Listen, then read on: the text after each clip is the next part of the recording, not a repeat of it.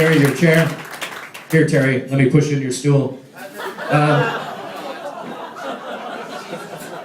This is the fucking show, people. Get on board or leave. I don't know what to tell you. Nobody here has heard of me. I have a house and kits, 2 cars, 2 kids, a French bulldog, and a wife who doesn't fucking work. So these jokes have worked in other places, is what I'm trying to say. They have paid for something. So, ladies and gentlemen, we are here tonight to raise money for the Greater Vancouver Food Bank. Like I said, we will have the silent auctions. They are running during the roast. We ask that you don't get up during the roast unless you're really fucking bored. Terry, you are to remain seated. Now, Terry is the person that we are roasting tonight. Terry, for those of you who don't know, Terry is available for public speaking and for chatting and engagements. Terry is a man who is so dedicated to his craft. I actually got, and I'm not exaggerating, actually got a phone call from Terry this afternoon. Terry called me and he said, "Patrick, what time do I have to be there?" I said, "Well, Terry, it's your fucking party. You should probably be here at around 6 o'clock. To which he said, "Hey, I wasn't told what time I was supposed to be there. Can I just show up for the dinner?" I was like, "Sure, if it was called the Terry David Mulligan Roast, but he doesn't fucking feel like showing up." So Terry is here, ladies and gentlemen, and we are honored that you are here, Terry. And from here, I can see that you got a new haircut, and I think it is delightful, except your barber was shitty. He left a hole in the top.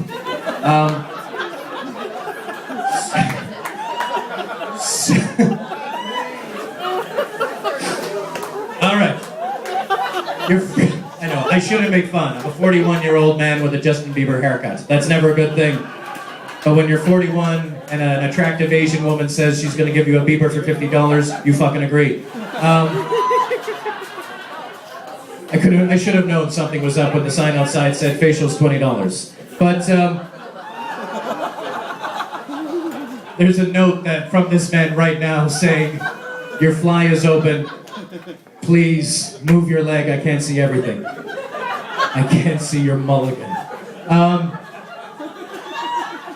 Ladies and gentlemen, enough about me. I've established that I'm exceptionally funny and I'm very talented, so I'm going to bring up your other roasters, ladies and gentlemen.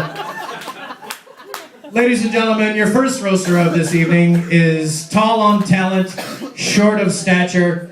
She is known as the Blowjob Queen. Please welcome to the stage 2.5 feet of love, lust, and mirth. She's 6 foot of funny and 2.5 feet. She is making her way to the stage in a socially awkward way.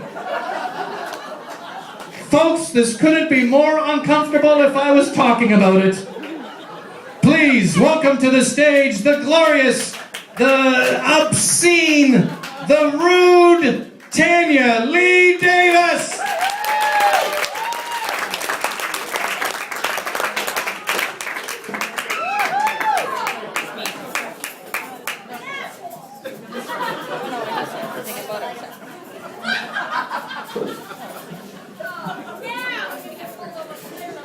I apologize, Tanyalee. This isn't the first time I've made a midget wet.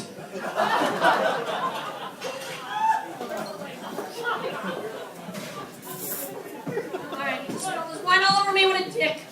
Alright. Patrick Maliha, not even my hands will make his dick look big.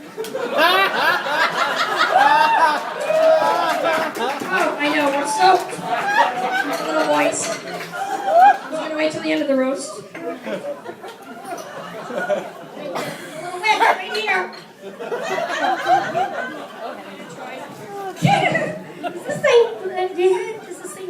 My hair is actually dripping. He poured wine all the way down. I don't know if you know. Yeah, we need to sort this shit out.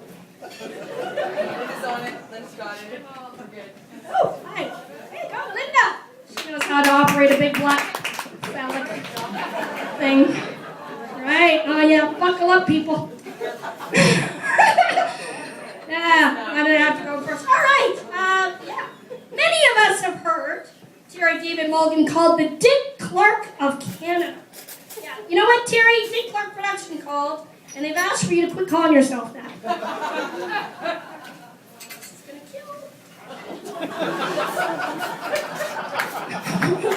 I'm not getting paid enough for this shit. That's all I'm saying. All right. Thank you. Yes, his acting credits. I Wikipedia this shit. His acting credits include Confessions of a Go-Go Girl. Yeah. Passion's Web. Suddenly Naked. And Big and Hairy. Yes. I'm not kidding. Wikipedia this shit. Yeah. It's, I guess at your age, it's good that you went from porn back into radio. Dick Clark and New Year's Eve aren't the only things you have in common. I hear every year your balls drop lower and lower. It's bad when you're getting carpet burn on your nutsack.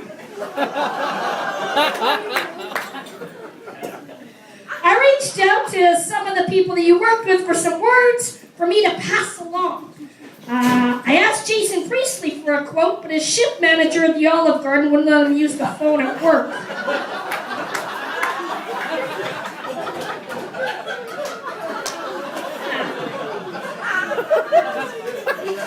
Okay, so I didn't know this. Apparently, taking a mulligan is like a golf term?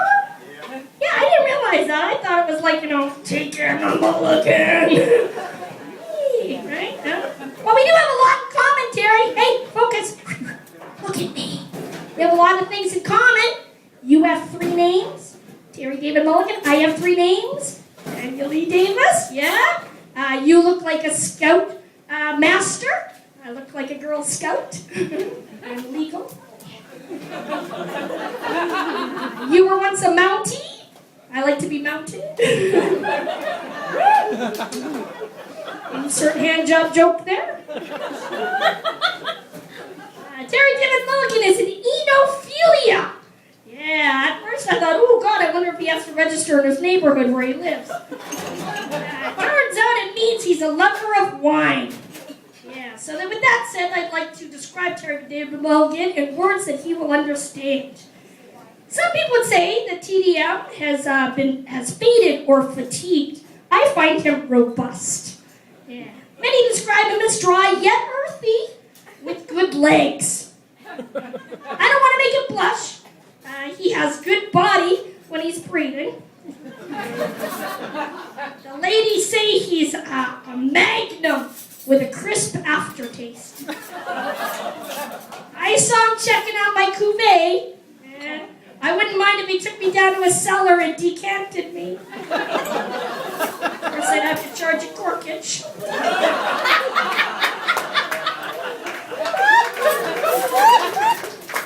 I've learned a man of his vintage leaves quite the nutty sediment. Thank you for having me, Terry. I hope I haven't, scarred you too much, but call me. Thanks a lot, you guys. I'm Tanyalee Davis.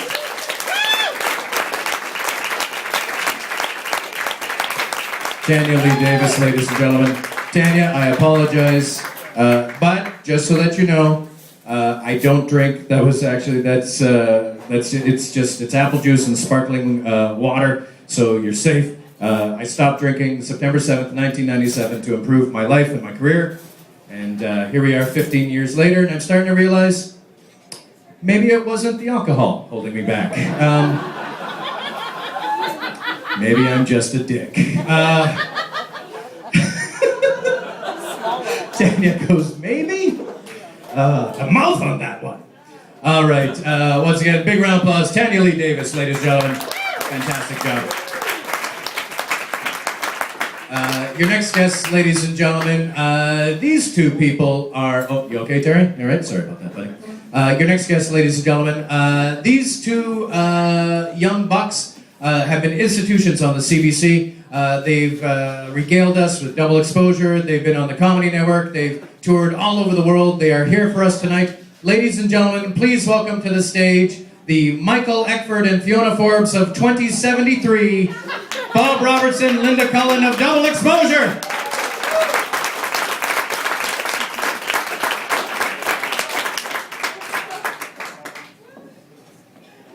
Thank you very much.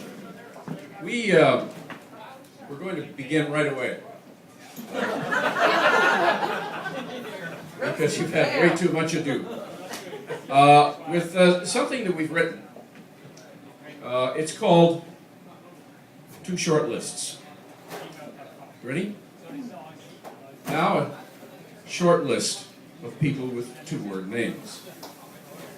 Albert Einstein, Mohandas Gandhi, Winston Churchill, Nelson Mandela, Oprah Winfrey. Bob Dylan, Now, a short list of people with 3-word names. John Wilkes Booth, Lee Harvey Oswald, James Earl Ray, Mark David Chapman, Kim Jong-il, Osama bin Laden. Thank you very much. And we also want to thank Patrick for all the introductions. Patrick, Maliha, everybody, or as we call him, what is that noise? And we want to welcome everybody who came here tonight to salute Terry, all of you, of course, except David Pratt, who's only here for the meat draw, and then he'll be leaving. Let me tell you something. I grew up listening to Terry David Mulligan. I've had an almost identical experience. I grew up listening to Terry David Mulligan. Very similar, very similar. But I just wanted to say, I wanted to thank also the food bank for the wonderful work that they do. I mean, let's a big hand for everything that the food bank does. Because, a whole lot of comedians here, we are going to need you sometime soon. Little personal history here. I worked with Terry roughly 28 years ago at CFMI. I was in production there, so I recorded Terry's commercials and promos and that kind of thing. So, spent a fair bit of time together. And maybe, I don't know, year and a half after we had started working together, I quit NWCFMI. Terry was already gone. I think it was a coup or something. Anyway, I was working as an extra in films. So I was on this one particular film, I think it was called A Stranger Waits. And we were shooting downtown in this law office, and I was hanging around in a boardroom waiting to be called. And Terry walked into the room. Now, you have to remember, this was a very uncertain time for me, because I quit my job, the only thing that I'd really known. We didn't know whether CBC was going to take double exposure. It was very, didn't have a whole lot of confidence. And Terry came in, and he said something to me that I have carried with me from that day on. He came up to me, and he looked right into my eyes, and he said, "Sorry, who are you again?"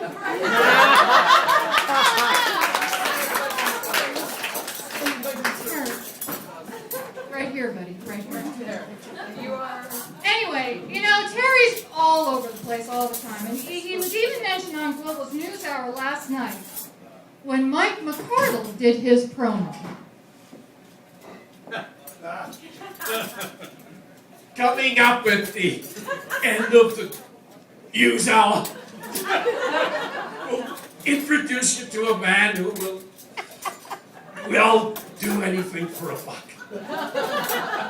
A strange-looking character, known only to his friends as him again. Tonight, after the sports, he'll show us his recipe for success in television, using only ingredients found here, where I live, in a ditch in Burnaby. His recipe for success in TV has only 3 ingredients. You take some garbage, mix it with a large load of bullshit, sprinkle in a few B-list celebrities, and voila, another TV series that nobody will ever watch.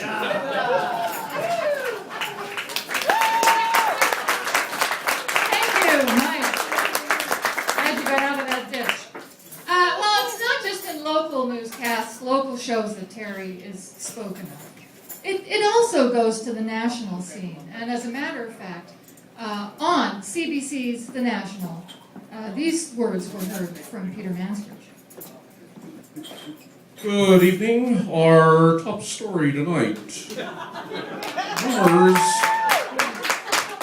Rumors have now begun to surface, suggesting that Terry David Mulligan is still alive. Witnesses have come forward to report that they've seen him and that he looks very lifelike. Now, from our Thursday at Issue panel, here's columnist Tanyalee Bear. Well, Peter, I don't really know why I'm here because, as you know, I spend all of my time covering politics on the national scene, so, I really only care about the bad actors in Ottawa, so, but, I've done my research and I know that Mr. Mulligan has been in a number of political movies. He was in a movie called Sworn to Silence, which was about all of Stephen Harper's MPs and how they aren't allowed to speak. He was also in a movie called Masters of Horror, and that one's about the Conservatives handling the Air Canada strike, so I think we're all familiar with that. And finally, he was in a movie called Stand Against Fear, and that's about Stephen Harper cutting the CBC by 10%, and I'm fearful that they might be cutting my 10%. But I did have a brief chat with Mr. Mulligan, and I was asking him what he thought about getting to the age that he is now, and he said to me that he finds, that he's aging the exact same way that a bottle of good Pinot Noir ages. He says he gets a lot of sediment at his bottom. People sitting next to him, that might be a problem, I don't know, but they have garments at the drugstore for that, and they have little cowboys on them now, so they're very nice. Thank you very much. Thank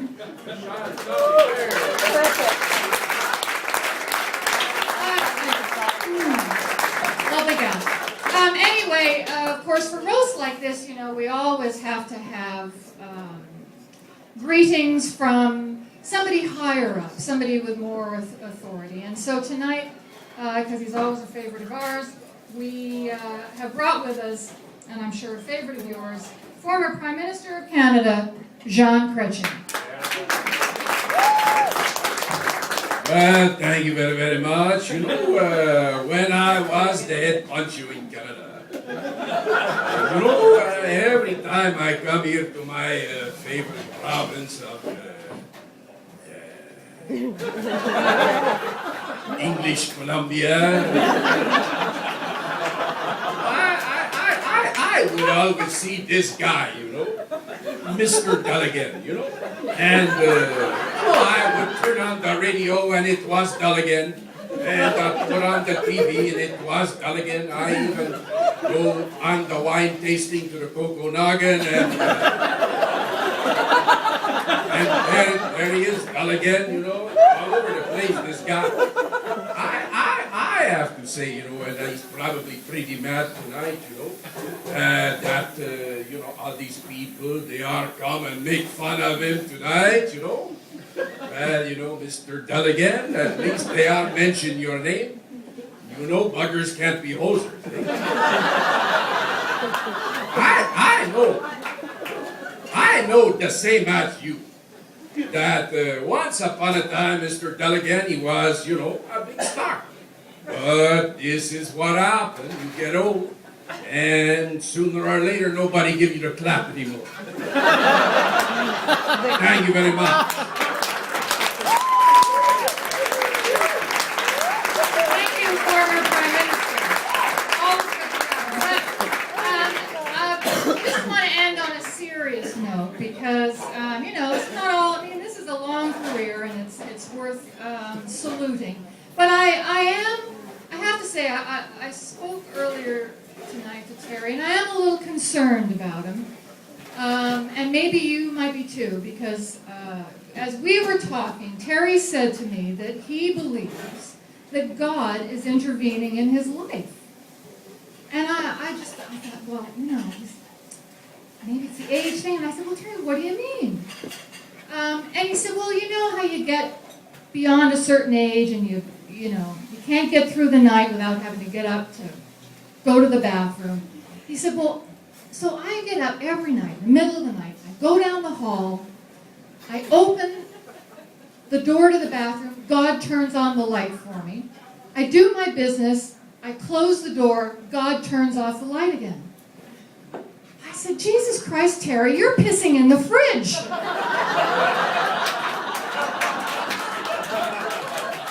Don't ever accept apple juice from this man if you go to his house. Anyway, Terry, we do salute you. We love you. Fantastic career. Here's to Terry. Thank you.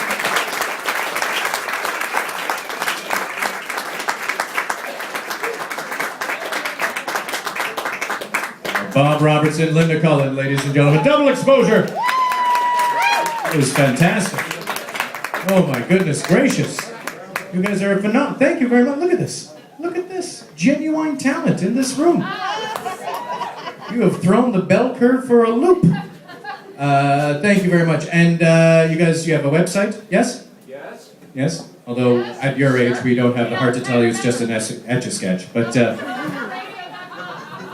what's that? DoubleExposureRadio.com. Oh, good. Oh, that's working against the ageist stereotype. DoubleRadioExposure.com. Yes. Two silver hairs bringing the magic of radio to the internet. All right. Well, very well then. All right. By the way, folks, your response to that last roast joke that I did is probably appropriate. It's best that you fucking remain silent. And folks, I'm going to be up here a lot. Not all of these are going to be winners, so I can't help it. Some of it's going to be terrible.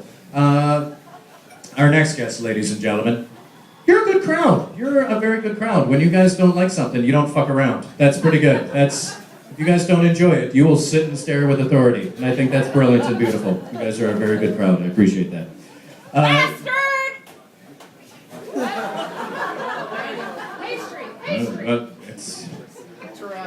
No.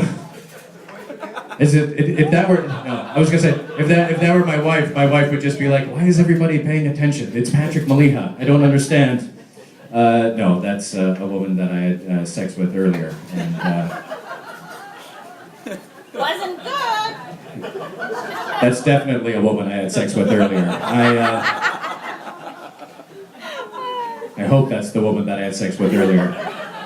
I'm not sure. I don't know. It's Small penis! She did, yeah, that is her. That's the woman I had sex with earlier did have a small penis.